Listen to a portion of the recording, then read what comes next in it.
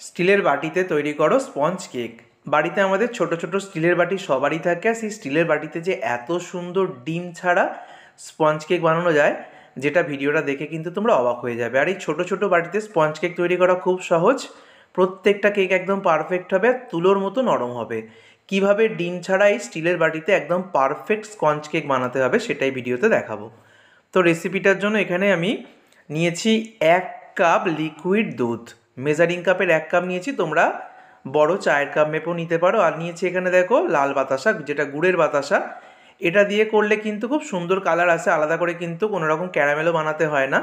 তো এটা আমি গুঁড়ো করে নিলাম। 1 কাপ বাতাসাকে গুঁড়ো করে আমি হাফ কাপ এখানে করে নিয়েছি। তাহলে 1 কাপ লিকুইড দুধের জন্য এখানে আমার হাফ কাপ হয়েছে বাতাসার গুঁড়ো। লাল বাতাসার গুঁড়ো, তোমরা চিনি অবশ্যই নিতে পারো, তবে বাতাসাটা সেটা দিয়ে করলে কালারটা খুব সুন্দর আসে।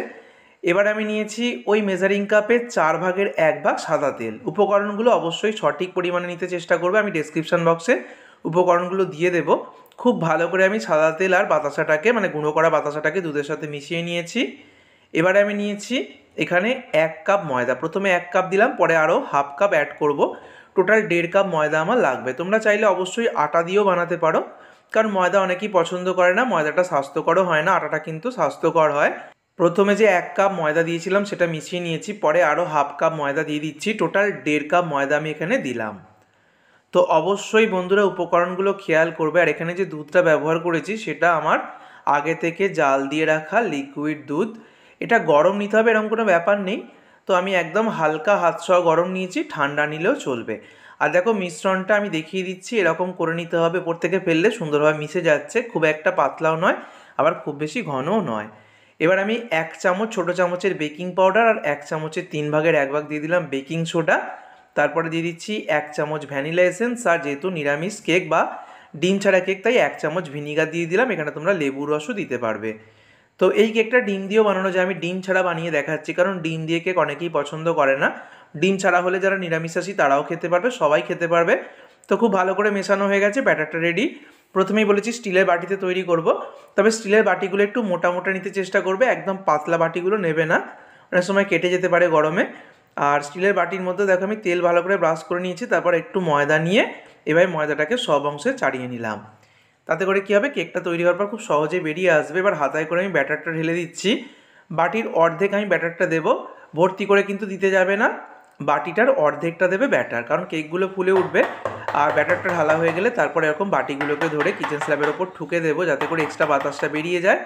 এদিকে কড়াইতে আমি কড়াই বসিয়ে দিয়েছি গ্যাসের উনুনে, আর দিয়ে দিচ্ছি লবণ। এই লবণটা দিয়ে আমি অনেক আগেও কেক তৈরি করেছি অনেকবার। লবণটাকে ভালো করে চাড়িয়ে দিলাম, আর একটা স্ট্যান্ডকে আমি বসিয়ে দিলাম। এবার স্ট্যান্ডের ওপরে আমি ঢাকনা দিয়ে ঢেকে দিলাম। কড়াইটাকে 4 মিনিট একদম হাই ফ্লেমে খুব ভালো করে গরম করে নিলাম। খুব ভালো করে গরম করে নেওয়ার পরে বাটিগুলোকে খুব সাবধানে বসিয়ে দেব। আমার আরও কিছুটা ব্যাটার রয়েছে, প্রথমে আমার 3টে বাটি কেক তৈরি হবে, পরে আরও কয়েকটা বাটির কেক আমার তৈরি হবে। তো 3 বাটি এখানে বসিয়ে দিলাম, আর ওপর থেকে কয়েকটা ড্রাই ফ্রুটস দিয়ে দিচ্ছি। প্রথমে আমি চেরি কুচি দিয়ে দিলাম, তারপর এখানে দিয়ে দিচ্ছি আমি কিশমিশ আর চীনাবাদাম। তোমরা পছন্দ মতো যে কোনো ড্রাই ফ্রুটস দিতে পারবে, আমি অল্প করে দিয়ে দিলাম। এবারে আমি ঢাকনাটা ঢাকা দিয়ে দিচ্ছি, আর গ্যাসের ফ্লেমটাকে একদম লোতে করে দিলাম। একদম 30 মিনিট পর আমি ঢাকনাটা খুলবো। একদম লো ফ্লেমে 30 মিনিট পর আমি ফিরে এলাম। তো আমি টুথপিক দিয়ে চেক করছি, দেখতেই পাচ্ছ কেকটা খুব সুন্দরভাবে ফুলে উঠেছে। আর দেখো টুথপিকের গায়ে কিন্তু কেকের কোনো অংশ লাগেনি, তার মানে কেকটা একদম পারফেক্টলি হয়ে গেছে। এবার বাটিগুলোকে খুব সাবধানে নামিয়ে নেব, তারপর সম্পূর্ণ ঠান্ডা করে নেওয়ার পরই কিন্তু বাটিগুলো থেকে কেকটা বার করব। কেকের বাটিতে সম্পূর্ণ ঠান্ডা করে নিতে হবে, বাটিগুলো ঠান্ডা করে নেওয়ার পরই কেকটা বার করবে।